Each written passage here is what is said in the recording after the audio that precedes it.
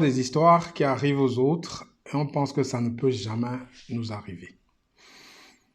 Je vais vous raconter en fait une petite histoire en fait d'un couple de la diaspora qui envisageait de faire un projet au pays et comment ça s'est passé.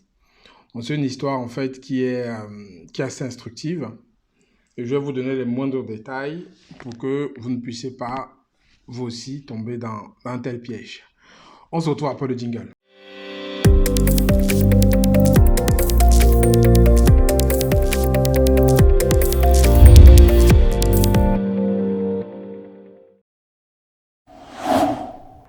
Bonjour à toi, je suis Franck Aigné, j'espère que tu vas bien. Aujourd'hui, en fait, je vais te raconter une petite histoire, comme on en vit beaucoup, comme j'en entends beaucoup.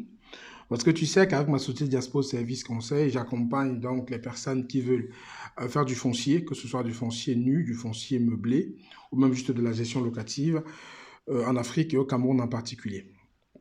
Dans ce cas de figure, je vais te raconter une petite histoire d'un couple. En fait, il m'a contacté, bon, c'est le mari qui m'a contacté tout récemment. Et je regarde l'anonymat de la personne parce qu'effectivement, tout ce qui ont fait comme transaction et démarches sont anonymes, hein, donc je ne vais pas dévoiler son nom. Mais ce qui est intéressant d'ailleurs, c'est de savoir ce que vous pouvez en apprendre. Ce que vous pouvez en apprendre parce que on a beau avancer tout le temps, mais je pense qu'il y a des histoires que la diaspora, il y a des pièges dans lesquels ils tombent toujours. Et j'espère que cette histoire va aussi vous éviter, vous, de tomber dans ce type de piège. Mais avant cela, vous savez que la règle sur le média, quand une vidéo vous plaît, c'est de liker, vous abonner et de partager au plus grand nombre de personnes.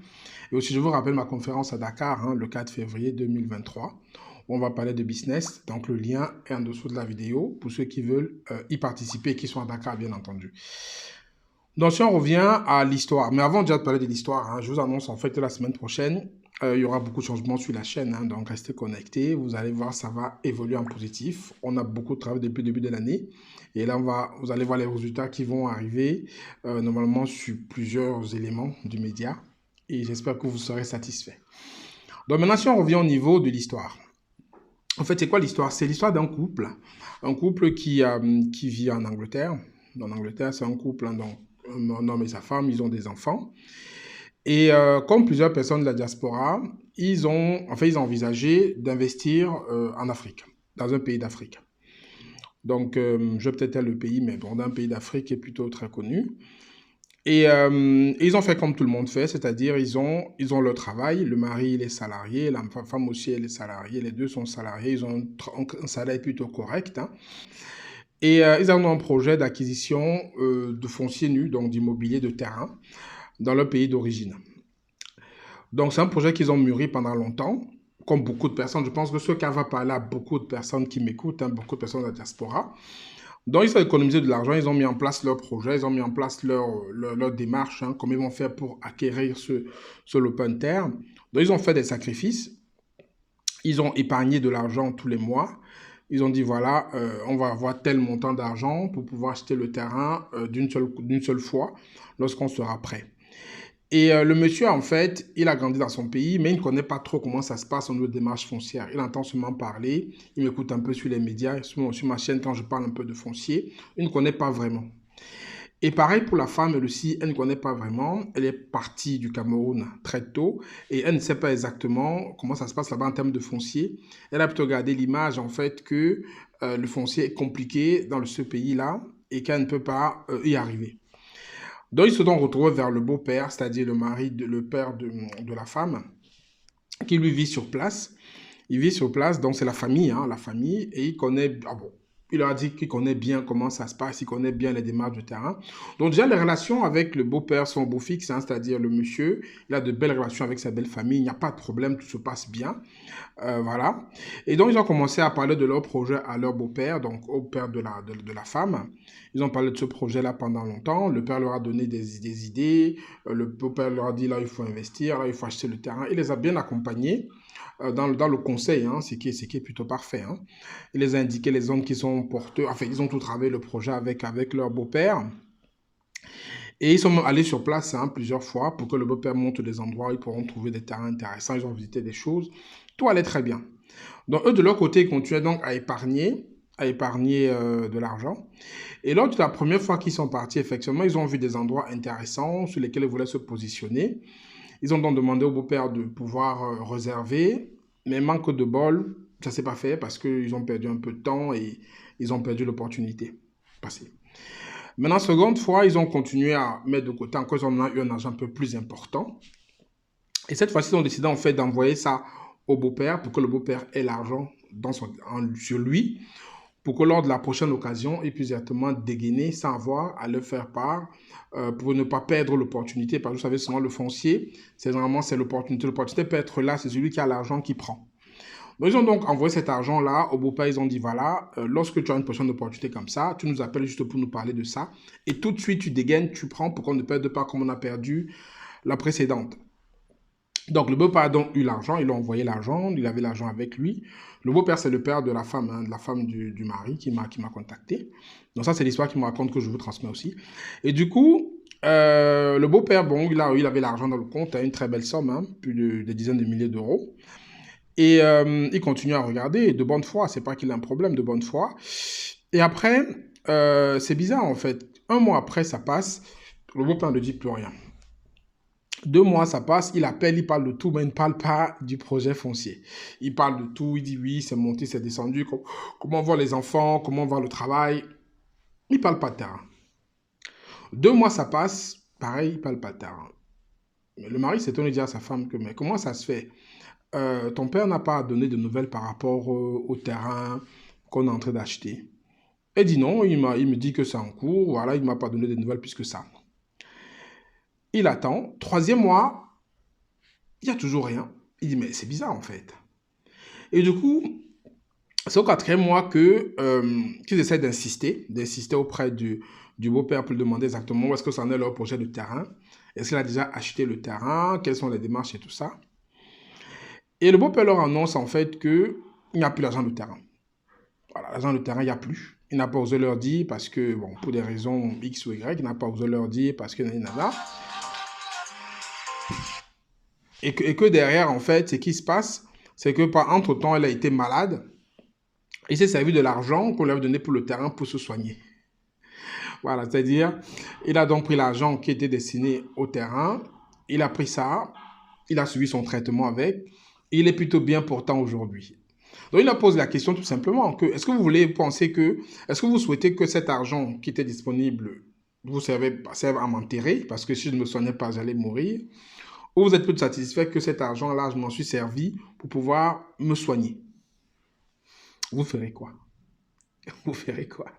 En fait, le monsieur, effectivement, il était fou de rage parce que c'est de l'argent qu'ils ont épargné pendant longtemps. Et exactement, ça faisait beaucoup de temps qu'ils avaient ce projet-là. Et voir ça, entre guillemets, parti pour d'autres fins, ça lui faisait très mal. Mais qu'est-ce qu'il allait faire? Il allait gronder son beau-père pour se mettre sa femme à dos. Il allait demander à son beau-père de rembourser, ce qui n'est pas du tout possible parce qu'il n'avait pas les moyens de rembourser. Qu'est-ce qu'il allait faire? Il ne peut pas se fâcher. En plus, vous savez comment ça se passe dans les couples. Donc forcément, la femme, elle va soutenir son père. Voilà, elle va dire forcément, mon père, il n'allait pas mourir, il fallait qu'il se soigne, c'est obligatoire qu'il utilise cet argent. Voilà, on n'a pas le choix, il s'est soigné avec. Maintenant, bon, on fait avec, quoi. Et c'était très choquant. Moi, je lui ai dit, bon, c'est comme ça, c'est comme ça que ça marche. Donc, il était très choqué. Et il a passé cet argent en perte et profit. C'est l'argent qu'il avait épargné pendant des années. C'est tombé au trou, fini, mais le beau-père était quand même là, le beau-père était présent, le beau-père a dit qu'il s'est soigné avec l'argent et qu'il préférait quoi?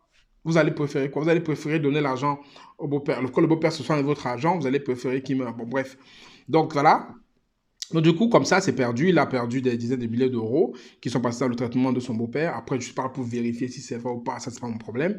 Mais effectivement, il nous a contacté pour pouvoir l'accompagner donc de façon différente à acquérir un bien foncier sans lui passer par la famille. Dans la petite histoire, c'est pour vous dire en fait qu'il y a plusieurs cas comme ça, des personnes qui veulent investir dans leur pays d'origine et qui passent par la famille. Et la famille, souvent c'est bien, souvent il n'y a pas de problème, souvent ça peut aller au bout, comme souvent ça peut aussi tourner en sucette, comme pour cette histoire que je viens de vous raconter. Je ne mets pas en doute certainement la moralité du beau-père, parce que de toute façon, forcément, c'est qu'il a expliqué, d'après ce qu'il m'a dit, le beau-père a toujours fait des affaires avec lui qui étaient convenables, ce n'est que sur ce coup-ci où ça s'est perdu, mais sur le coup, c'est la plus grande somme. Ça peut arriver.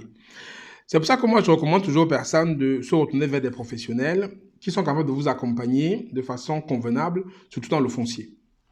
Parce que quand on prend professionnel, en fait, il n'y a pas d'excuses, en fait. On n'est pas là pour vous dire que le terrain, il y avait ça, tel problème, on a fait telle chose avec. Non. Quand vous mettez à disposition vos fonds pour un projet précis, il est réalisé pour le projet. En fait, le projet est réalisé avec les fonds qui sont là.